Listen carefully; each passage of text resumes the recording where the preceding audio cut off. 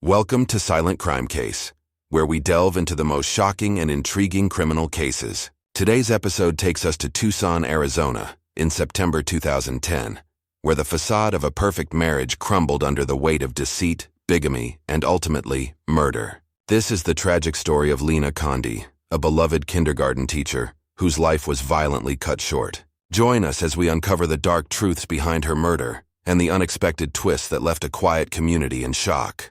Lena Condi was a 36-year-old woman who seemed to have a rewarding career, a loving husband, and a young child she adored. Lena had worked as a kindergarten teacher at Sunshine Elementary School for nearly a decade. She was known to her students and colleagues for her kindness, patience, and enthusiasm.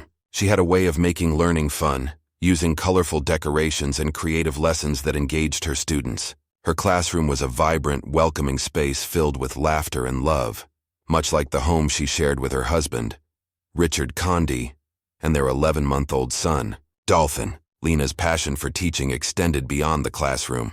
She spent countless hours outside of school preparing for her students, always searching for new ways to make them feel special. Her dedication to her profession made her beloved by both parents and fellow teachers. Lena was seen as a beacon of positivity in her community, a woman who gave everything to others while keeping a bright and hopeful outlook on life. Yet, behind closed doors, Lena's personal life was far from perfect. Despite the warmth she radiated, those closest to her sensed a growing distance between Lena and her husband, Richard. On the surface, Richard appeared to be the ideal partner, a successful local businessman who ran a popular hardware store in Tucson. He was charismatic and well-liked by the community, known for always lending a helping hand to neighbors in need. But over time, he had grown more secretive, and Lena noticed subtle changes in his behavior. Richard frequently went on business trips, claiming to travel for meetings with suppliers or conferences. These trips became more frequent as their marriage progressed, and Richard's absences were felt not just by Lena, but by their young son, Dolphin. Lena couldn't shake the feeling that something was wrong. The emotional distance between her and Richard deepened, and while Lena confided her suspicions in her best friend, Patty Martins, she never confronted Richard directly. She feared that voicing her concerns might tear their family apart. In public, Richard continued to maintain the image of the perfect husband. He was often seen around town chatting with neighbors or helping them with small projects, further solidifying his reputation as a family man. But behind the scenes, Richard's behavior had become increasingly erratic. He would disappear for days at a time, and when he returned, he seemed distant and distracted, offering vague excuses that only deepened Lena's suspicions. To cope with the emotional toll, Lena threw herself into her work and caring for Dolphin, hoping that things would improve on their own. What Lena didn't know was that Richard was hiding a devastating secret. He was leading a double life. Unbeknownst to Lena, Richard had been married to another woman, Laura Lizarda, for the past 2 years. Laura, a hospice nurse, lived in a nearby town and had no idea that Richard was married to Lena or that he had a son. To Richard, the two women represented different facets of the life he wanted: to maintain a stable home life with Lena and Dolphin, and an adventurous, secretive life with Laura. Richard had become skilled at manipulating both women, carefully crafting excuses to explain his frequent absences.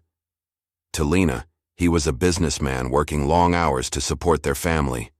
To Laura, he was a doting husband who traveled often for work. Neither woman had any reason to suss, and she threw herself into planning the event, hoping that focusing on her son would distract her from the growing distance between her and Richard. But despite her efforts, Lena couldn't shake the feeling that something was terribly wrong. She felt more alone than ever, isolated by Richard's constant absences and emotional withdrawal. To her friends and colleagues, Lena still appeared to be the ever-cheerful and loving woman they had always known, but her smile was now a mask for the growing anxiety within her. As the days passed, the strain on her marriage weighed heavier on her mind, and Lena found herself questioning not only her relationship with Richard, but also the future of their family. In quiet moments, she wondered if she had missed warning signs or clues that might explain Richard's growing distance. The thought of confronting him terrified her, and so she remained silent, trying to hold everything together for the sake of her son. On the morning of light September 12, 2010, Lena's worst fears were realized. That day started like any other, a warm, sunny morning typical for Tucson in late summer. Lena had plans to go for a morning walk with her neighbor and close friend, Patty Martins. something they did regularly to stay fit and catch up on each other's lives. But when Lena didn't show up at the usual time, Patty grew concerned. She called Lena's phone, but it went straight to voicemail. Feeling uneasy, Patty walked the short distance to Lena's house and knocked on the door. When no one answered, she tried the door and found it unlocked. What Patty found inside was a scene of horror. The house was eerily quiet, and as she made her way through the living room, she noticed that everything seemed normal at first. Dolphin's toys were scattered on the floor, and the kitchen table was set for breakfast. But when Patty reached the bedroom, she was met with a terrifying sight. Lena's lifeless body lay on the floor, and the room was in disarray. The TV had been smashed, and a large mirror was shattered, evidence of a violent struggle. Patty, in shock, quickly called 911.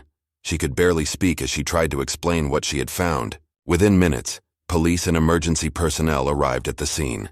The once peaceful neighborhood was now buzzing with activity, as detectives and forensic teams began to assess the situation. Detectives J. Ramirez and Maria Torres were assigned to the case. Detective Ramirez, a methodical investigator known for his calm demeanor, had worked on numerous homicide cases, while Detective Torres was known for her keen eye for detail and intuition. Together they made a formidable team. As they surveyed the scene, Ramirez and Torres quickly realized that this was no random break-in gone wrong. The signs of a struggle, the smashed TV, and the marks on Lena's body indicated that she had fought for her life. Lena had been strangled, and the detectives noted that there were no signs of forced entry, suggesting that she likely knew her killer. The investigation would soon reveal just how deep the deception in Lena's life went. The detectives began interviewing neighbors, colleagues, and anyone who had been in contact with Lena in the days leading up to her death. They quickly learned about the strain in Lena's marriage, but no one suspected just how complicated the situation truly was. As detectives combed through Lena's phone records and emails, they began to piece together a timeline of events leading up to the murder. They discovered several cryptic messages between Lena and Patty, hinting at Lena's growing suspicions about Richard's absences, but nothing concrete. The first person the detectives questioned was Lena's husband, Richard Conde. Richard, who had been away on one of his business trips at the time of the murder, seemed devastated when he was informed of his wife's death. He told the police that he had been in Phoenix, staying at a hotel for a meeting with suppliers, and provided receipts and hotel records as proof. Richard's alibi appeared solid at first glance, but something about his reaction didn't sit right with Detective Ramirez. As the investigation continued, detectives began to uncover troubling inconsistencies in Richard's story. Hotel security footage showed Richard leaving the hotel late at night and not returning until the early hours of the morning. When questioned about his whereabouts during that time, Richard claimed that he had gone for a D. He was deeply involved in organized crime. As detectives continued to piece together the evidence, they also began looking into Marky Mark Lizarda, Laura's 16-year-old son. Marky Mark had idolized Richard, seeing him as the father figure he had always longed for. But when Marky Mark discovered Richard's double life, his admiration turned to anger. Marky Mark had recently found incriminating documents that confirmed Richard's marriage to Lena and his involvement in illegal activities. Feeling betrayed and confused, Marky Mark's emotional state became increasingly volatile. When detectives brought Marky Mark in for questioning, his story was inconsistent. He claimed to have been home playing video games on the night of Lena's murder, but detectives noticed that he was nervous and evasive. A search of Marky Mark's computer revealed disturbing evidence. He had been researching how to strangle someone and how to make it look like an accident. This was enough to bring him in for further questioning. Under pressure, Marky Mark finally confessed to the crime. He admitted that on the night of September 11, 2010, he had driven to Lena's house, fueled by jealousy and a desire to protect his relationship with Richard. In his mind, Lena was the reason Richard was pulling away from him and his mother. He believed that if Lena were out of the picture, Richard would choose him and Laura. In a fit of rage, Marky Mark attacked Lena, strangling her with a rope he had brought with him. Lena had fought back, but Marky Mark overpowered her, and in the chaos, the bedroom was left in disarray. Marky Mark's confession stunned the community. The investigation had uncovered a dark and twisted web of lies, betrayal, and manipulation. But detectives weren't done yet. They believed that Richard had played a significant role in pushing Marky Mark toward violence. Richard had manipulated the boy's emotions, using him as a pawn in his efforts to protect his criminal empire and his double life. In the months that followed, both Richard Conde and Marky Mark Lizarda were arrested. Richard faced charges of money laundering and conspiracy to commit murder, while Marky Mark was charged with second-degree murder. The trials that followed captivated the small Tucson community as the courtroom drama played out before a stunned audience. Marky Mark Lizarda's trial began in December 2010. The prosecution presented overwhelming evidence, including Marky Mark's confession, the forensic evidence linking him to the crime, and the disturbing internet searches found on his computer. The defense argued that Marky Mark had been emotionally manipulated by Richard and was acting out of desperation, not premeditation. They painted him as a vulnerable teenager who had been caught up in a situation far beyond his control. After weeks of testimony, the jury found Marky Mark guilty of second-degree murder. He was sentenced to 25 years in prison, with the possibility of parole after 20 years. It was a harsh sentence for a young man, but the court took into account the emotional manipulation he had endured at the hands of Richard. As for Richard Conde, his trial revealed the full extent of his crimes. Not only had he manipulated 2 women and a teenage boy, but he had also been running a money laundering operation that spanned years.